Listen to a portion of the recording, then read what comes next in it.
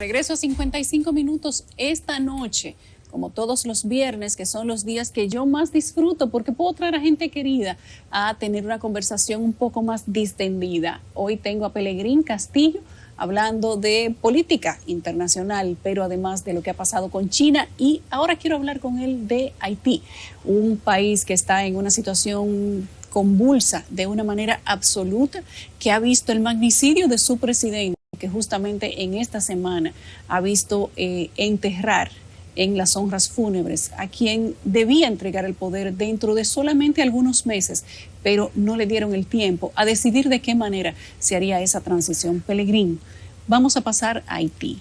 Pero antes de pasar a Haití, Yulisa, si me permite, yo quiero básicamente resumirte. China ha estado en la ofensiva, pero yo creo que el evento de la pandemia y la forma en que ha manejado esto está provocando una reacción en el mundo. La primera reacción vino en la zona contigua. Todos los países, todos los vecinos de China están sumamente alarmados y preocupados, y está formándose la coalición. ¿Tú crees que se va a formar? Se está formando, ¿no? ¿Tú crees que Europa va a tener una posición y una visión más cercana a lo que sucede en la realidad? Fíjate que Europa aprobó el acuerdo e inmediatamente lo suspendió y dijo: no podemos aceptar que China esté sancionando a los legisladores europeos porque critican la violación de los derechos humanos. El acuerdo que firmó China y Europa fue un acuerdo largamente negociado, pero ahora mismo está suspendido. Entonces ya después de la reunión del grupo del G7 empezó a producirse un entendimiento muy fuerte entre Estados Unidos, el grupo del G7, pero también hay un grupo de países, el Quad, que incluye Japón, la India, Australia y los Estados Unidos, que además tiene potencial de agregar todos los vecinos que están espantados con la política expansionista de China en el mar meridional y en el mar oriental. Eso incluye a Filipinas, a Vietnam. Vietnam quizás no llegue al extremo de una alianza militar, pero Malasia, Brunei,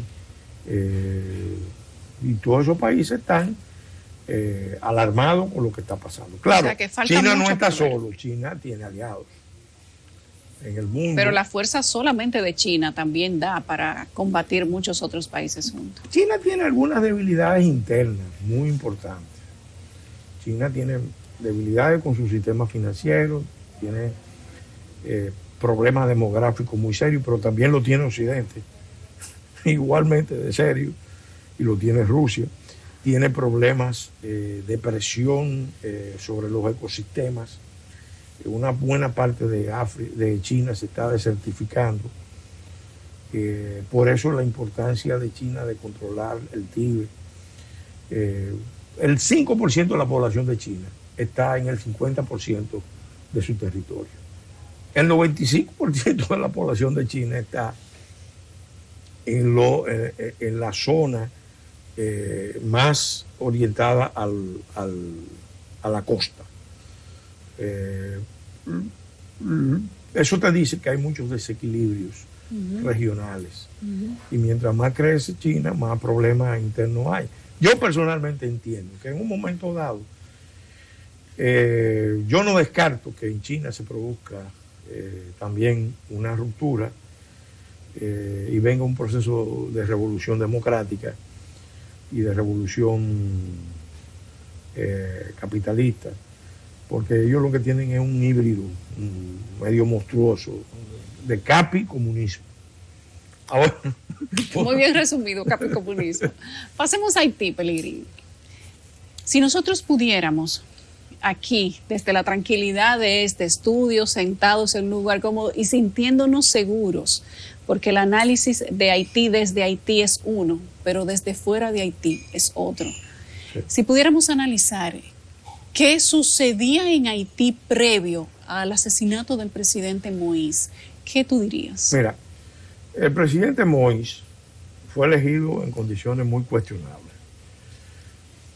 apenas votó el 19% del electorado. De ese 19%, el 53% lo favoreció a él. Él nació con un problema de origen, de legitimidad.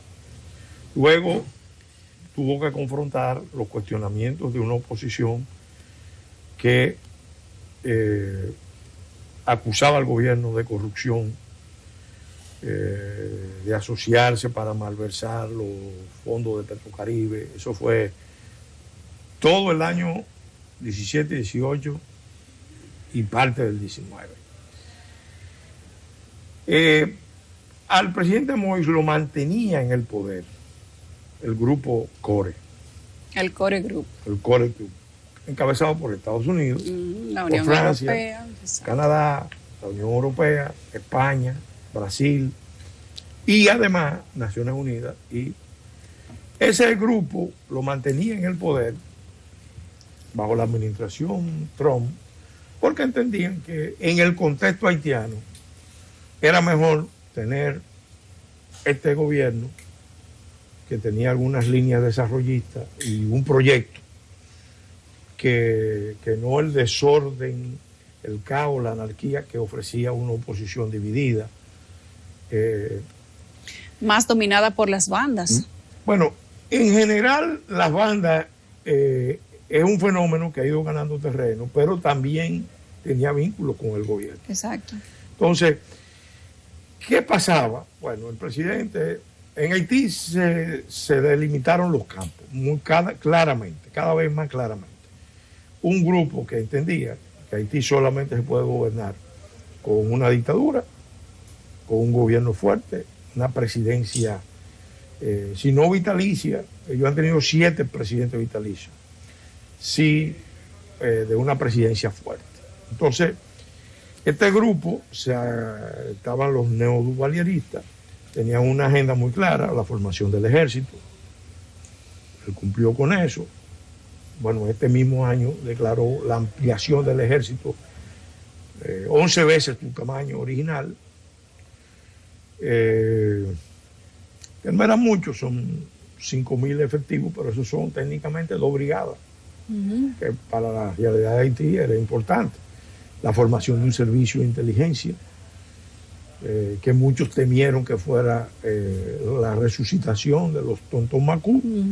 Nuevas reglas de seguridad nacional tomadas por el Ejecutivo, porque el perfil de la presidencia que él estaba promoviendo, él lo estaba... Un sistema presidencialista, el que estaba promoviendo un sistema presidencialista. Más y que no presidencialista, cuasi dictatorial, sí. Es una presidencia cuasi dictatorial. Porque el convencimiento de... Parecía que iba a destruir el sistema parlamentario y sí. eso asustó la clase política. Ellos se propusieron eso, elaboraron un proyecto de constitución que yo estudié, que básicamente cambiaba la constitución del 87 por una nueva constitución presidencial fuerte. Ahí estaban todos los grupos neoduvalieristas. Con la administración Trump le daba apoyo porque también el gobierno estaba apoyando a Taiwán en el campo internacional. Acuérdate que el primer movimiento de China en el Caribe antillano fue en Haití, no fue en República Dominicana. Ellos trataron de conseguir el apoyo de Haití para China y la ruptura con Taiwán antes que con República Dominicana. Entonces eso no lo consiguieron, y eso le valía al presidente Moïse la oportunidad de contar con el apoyo de la administración americana, que prefería a este aliado de Taiwán, que al mismo tiempo a nivel continental estaba apoyando las posiciones del Grupo de Lima frente a la crisis venezolana y frente a otras crisis del continente. Entonces, eso mantenía a este hombre y los poderes fácticos de Haití, que fueron, empezando por los grandes grupos económicos, los que lo llevaron a la presidencia. ¿Qué pasa? Y ahí es que viene el problema. Todo eso iba caminando y era denunciado y combatido por un grupo de oposición que se fue compactando, que planteó la salida de Moïse el 7 de febrero. Fue cuestionado como un presidente ilegítimo e incluso el movimiento iba más lejos porque estaba planteando algo que no podemos olvidar, que era que el problema de Haití no se resolvía con una presidencia fuerte, sino con la ruptura de las relaciones neocoloniales. Porque con Francia, con la comunidad internacional dominada por el Core Group, o representada por el Core Group. Entonces ya ese grupo que había sacado un manifiesto en Hincha, Papayé, en el año 19, estaba ya en una fase de revolución nacional. Ese movimiento estaba apoyado por todas las fuerzas de izquierda del continente, apoyado por Cuba, por Venezuela, por el ALBA, la Asamblea de los Pueblos de América. Bueno, hasta las mujeres de la Plaza de Mayo estaban apoyando eso. Estaban ahí en Haití, en ese acto. O sea, eso era dos visiones diferentes de cómo abordar la crisis haitiana. Pero no era solamente dos visiones, era casi un enfrentamiento. Un enfrentamiento, claro. ¿Qué pasa? Y es la parte que uno tiene que... Yo seguía con mucha atención el día a día. Cuando gana la administración Biden, cuando Biden toma el poder, para decirlo de otra manera, en el equipo de Biden y de Kamala Harris hay muchos haitianos de la diáspora, influyentes, que estaban en contra de Juvenal Moïse. Bueno, le cambió la estructura de apoyo porque la presidencia anterior sí apoyaba a Moïse. Claro, entonces la administración actual inicialmente siguió trabajando con Moïse porque decía, bueno, ¿cuál es la alternativa aquí? Eso, vamos a continuar con este hombre. Pero la carta que envían Gregory Meeks, encabezándola, con 70 legisladores, al secretario Blinken, le pide una revisión de la política americana para que ponga término a la relación del gobierno de Haití con las bandas criminales, para que se concentre en hacer elecciones creíbles, para que descarte la constitución, la propuesta de constitución por referéndum, porque no había consenso.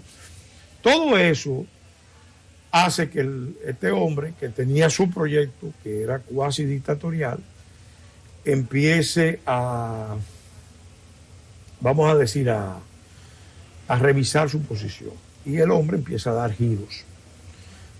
Te voy a mencionar algunos de los más llamativos que se dieron ahí en la víspera, que yo creo que fue lo que terminó al final dejándolo sin apoyo internacional y luego dejándolo ya abandonado a su suerte con los enemigos internos que tenían, y ahí se produce el desenlace fatal que hemos visto.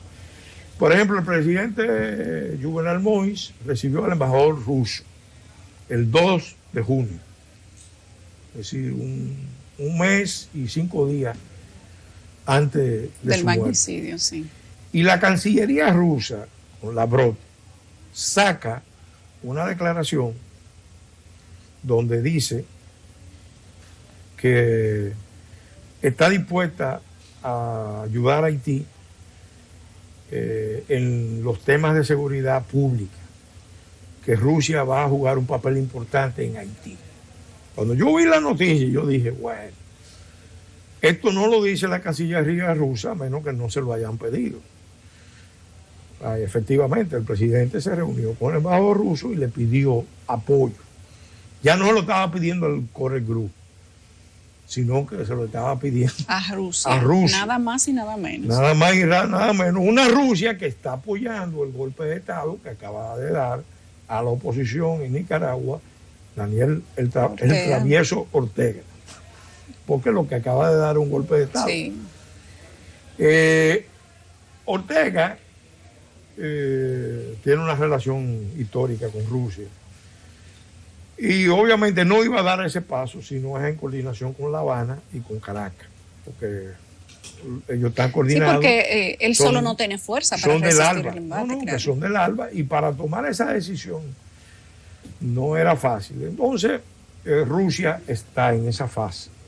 De hecho, el ministro de Defensa de Rusia, a mediados de junio, da unas declaraciones diciendo que Rusia se prepara a enviar equipos, materiales y cosas para que Cuba, Venezuela y Nicaragua puedan enfrentar la agresión de potencias hostiles. Refiriéndose, Entonces, sabemos a quién. Entonces, en ese contexto, el presidente haitiano viaja, segundo paso, a Turquía, que es un país que está incursionando en esta región. Porque Turquía tiene una política exterior ya más activa,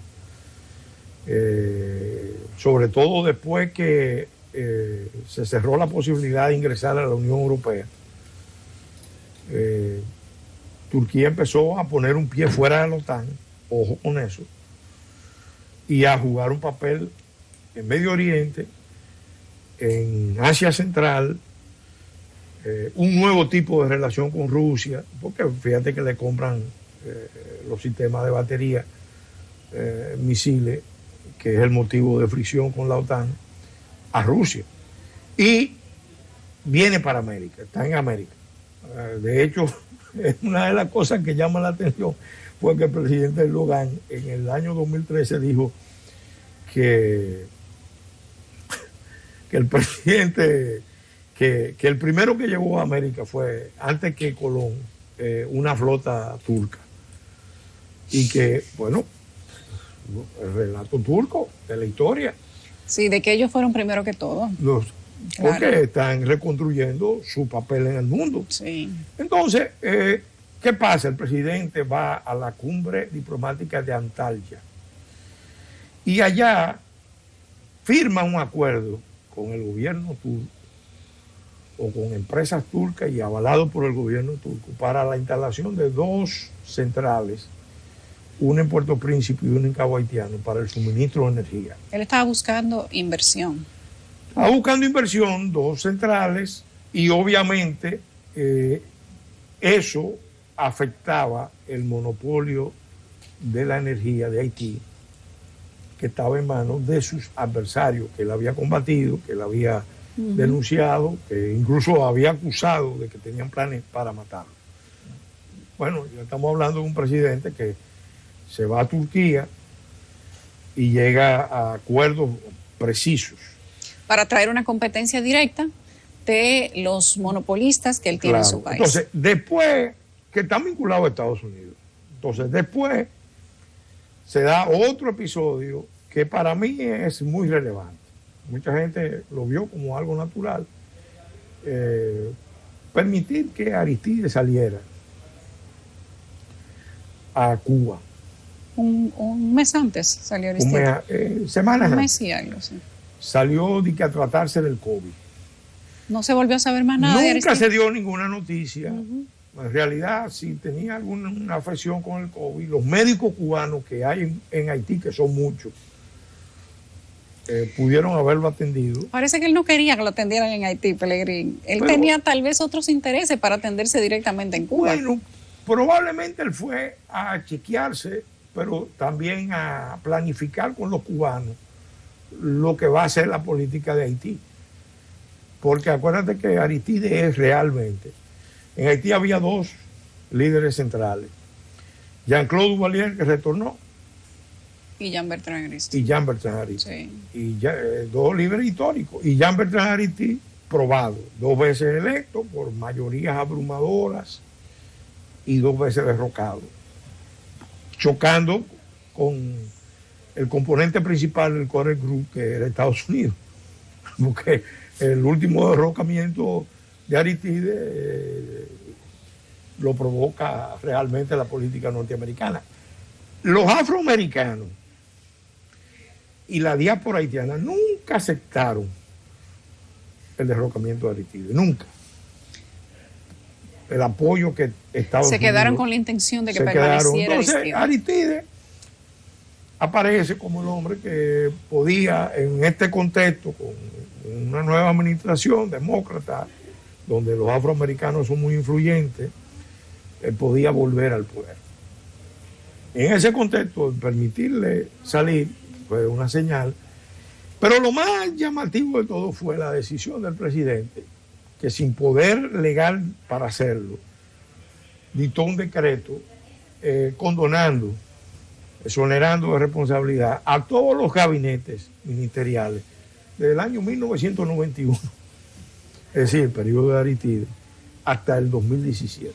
Una manera de él congraciarse con la gente de Aristide, pero quiero que lo dejemos ahí. Y de todas las otras fuerzas. Tenemos que hacer una pausa. Al regreso quiero ver ese punto, cómo él se congraciaba con los líderes de oposición, sí, y si todo lo que hizo ameritaba que fuera asesinado o no había otra manera de resolverlo si no era matando al presidente. ¿Cuál es el mensaje que hay tras la muerte, el asesinato de un presidente que ciertamente no era muy popular, intentaba modificar la Constitución para cambiar el sistema político de Haití, y luego de su muerte, cómo se reestructura ese ajedrez de la vecina isla? Regresamos de inmediato.